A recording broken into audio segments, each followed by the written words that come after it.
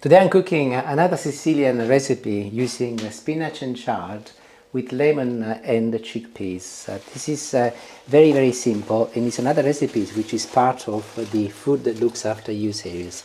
I've just been in the vegetable patch and I have collected 500 grams combined of spinach and chard. You can also use the frozen stuff. If you were to use the frozen stuff, you can have the weight to 250. Also, you can just use chard or spinach. It doesn't really matter, they're both from the same family or combined. What about kale? Could you use kale? You can use kale as well, but I've already cooked with kale, so I'm diversifying. Okay. So I'll leave this to soak now for a few minutes. In the meantime, I'll start the base of my dish.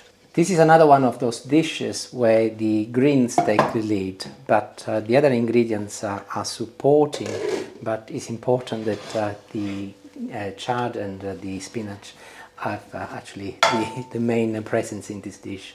So olive oil, another key ingredient. I've got a large pan. Ensure that it's quite large because we will cook everything in here. And initially, the vegetables will be quite large. It's quite shallow, that one, isn't it?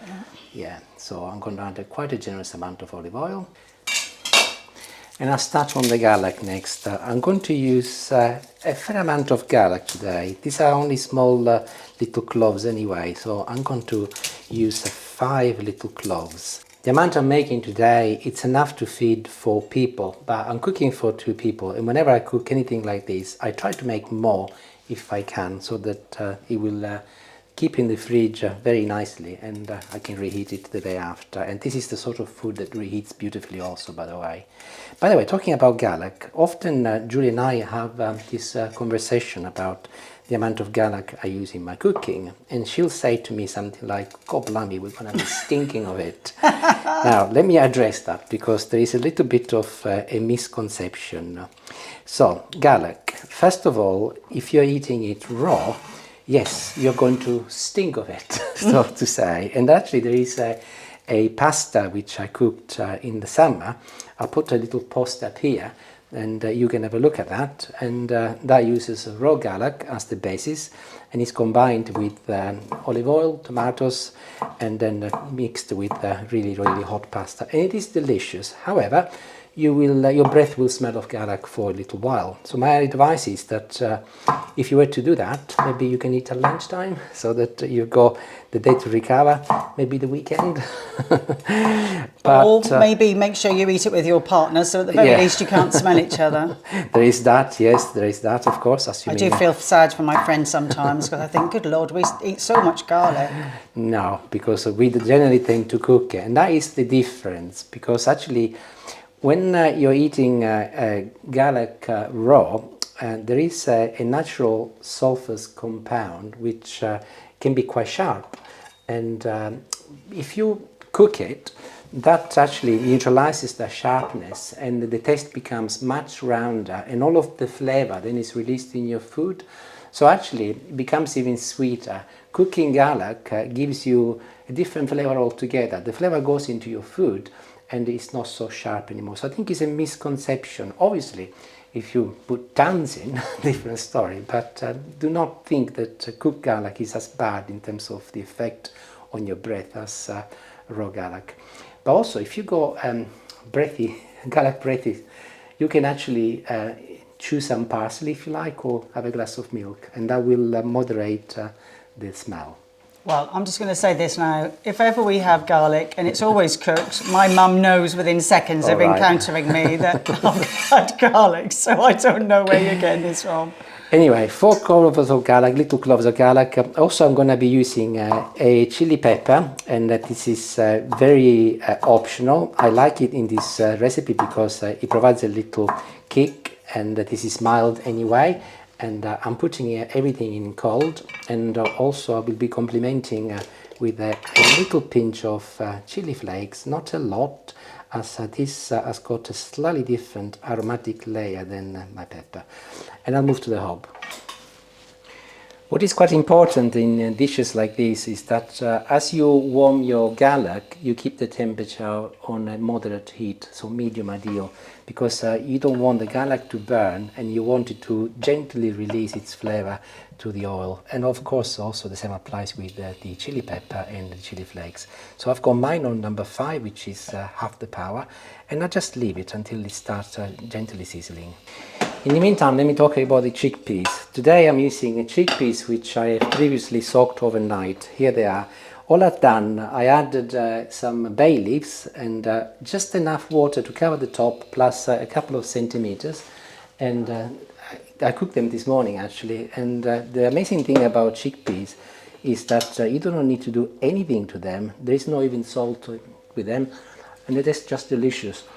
And if you wanted to, you could drain the water, add a little salt, olive oil and pepper, and just eat them as they are as a side dish. Absolutely delicious. I love them like this. I keep going in and testing them.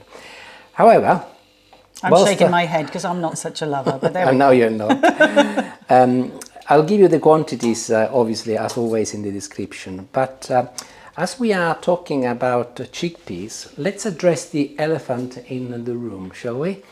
And they obviously have got a reputation, just like all the legumes and the beans and lentils and so on. Cauliflower. Well, vegetables. let's talk about legumes, because chickpeas are legumes, and that reputation that they give you wind. And I think it's perfectly okay. It's perfectly normal. The reason why they do that is because legumes, more than anything else, and chickpeas actually are most probably in pole position in that respect, is because they've got complex carbohydrates and they take a little bit longer to digest. So by the time your chickpeas reaches your lower part of the intestine, there is still a lot of work to do for your bacteria. So your gut starts working really, really hard, and until all of the compounds and components are broken down.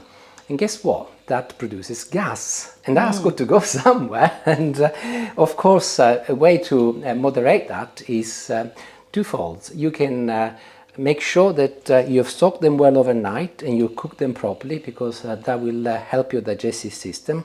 But also the other thing is that if you cook legumes more frequently, your digestive system gets used to it, and then it will become less frequent, the breaking of wind, because obviously it's just natural for your body to process even quicker. In the meantime, you can see that my garlic is beginning to sizzle and has been softening it up for a good couple of minutes, and I'll start progressively adding my chickpeas. You can, by the way, also use tinned chickpeas. Here, these are the tinned one. I'll just hide the brand, and if you do, make sure that you retain the water, as you can add it later. At the moment I'm not adding any water with mine, and I'm just going ahead and adding them all in. So back to the dilemma about passing wind, and some people think that you shouldn't, you should just hold it in, and that actually is wrong, believe it or not. And because all you are doing, you're holding gas inside your body, and you could suffer from bloating, and also you can get cramps and stitches.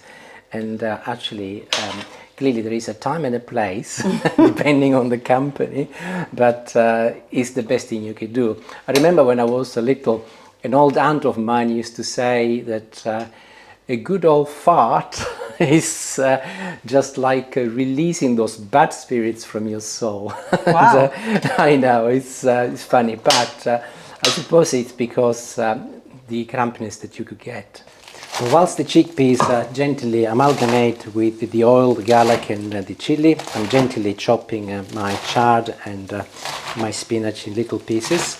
And in my case, actually, the stems are very tender, this part here. But if in your case they were a little bit tougher, you might want to remove them and cook them for a little bit longer. But they will all cook regardless. And here we go, we are ready. So chickpeas have been cooking for about a couple of minutes now. It's enough. So I'm going to add all of my greens on top, just like this. And do not worry, looks like there's a lot there. They will shrink, but that is why you need a large pot for this. So bearing in mind that the chickpeas are cooked, and this will only take about 5 minutes, so place the lid on. I've actually got the temperature up on high at the moment, so I'll turn it down on medium and I will leave them to gently cook, and they will release some water, but also the chickpeas will be absorbing the flavor from the greens for about 7 to 8 minutes, and you will know when they're ready because they will have really shrunk considerably. So I'll see you then. 7 minutes in, and this is what has happened. So they have shrunk. You can see that they have shrunk, and clearly considerably if you look about that. So the next job is if you are cooking your own chickpeas and you have kept the water, to just add a few ladles of it or spoons. I'm going to put 4 in. You will have to judge depending on how many chickpeas you are using. But also if you're using tin chickpeas, this is when you can add the water with they come with the chickpeas. And I'll turn the temperature up and I'll mix it together, and this is nearly ready. Just another couple of minutes to ensure that everything properly amalgamates and the vegetables completely break down. And we're done. So just a few finishing touches as always. I'll start by adding a little olive oil here first. As I said, it's the key ingredient, and in it goes. This is my lemon. Before I half it, because I'll be using both the zest, or some of the zest, and some of the juice, very gently using my potato peeler, I'm just scraping the very, very top of the zest and putting it in, just a few, not all of it.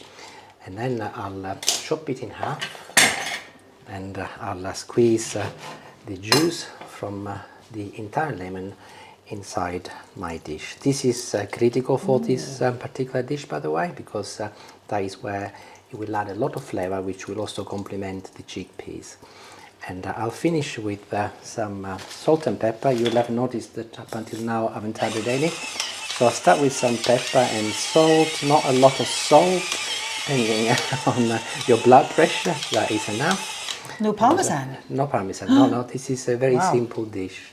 And I'll give it one final mix. Smells good. I should also add that if you were to add a lot more broth or water, if you like, you can then add pasta or potatoes or both, but I want to keep these things simple, so I'm just sticking to the few ingredients that I got in front of me today. But I will be complementing ours with some rustic bread. The best way, I think, to eat is these things.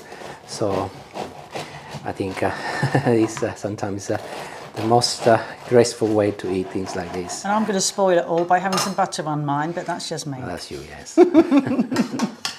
So let's just put some chickpeas and a little green, and let's see what it's like.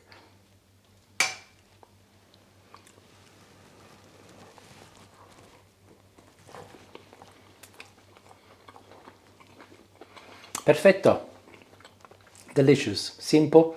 You can taste the greens. They are the star of the show, as I said before, and the other ingredients are there to support. Wonderful, very simple, very quick, as always, and hopefully no thunderstorms tonight. Thank you for watching. Ciao, ciao.